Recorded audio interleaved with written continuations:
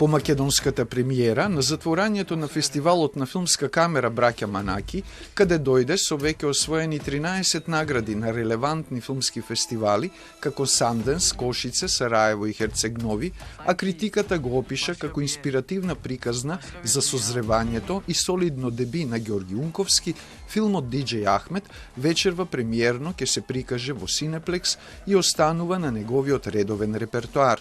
За оваа драма со елементи на комедија авторот вели дека е филм со универзална тема.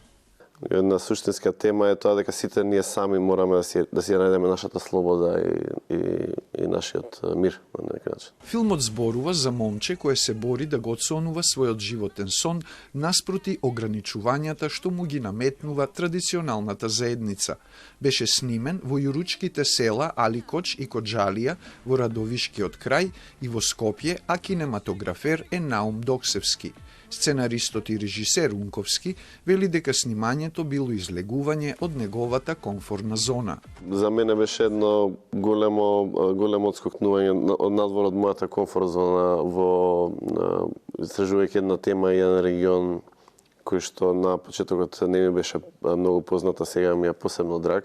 Во филмот се зборува на турски и на македонски јазик. Главната улога на Ахмет му е доверена на Ариф Јакуп, на туршчик кој за филмот е избран на кастинг, заедно со Агуш Агушев кој го толкува неговиот брат.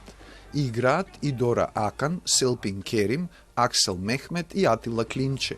Филмот е копродукција меѓу Македонија, Чешка и Србија, а продуценти се Иван Унковски и Ивана Шекуткоска. По скопската премиера, Диџеј Ахмет ќе се дистрибуира низ Македонија.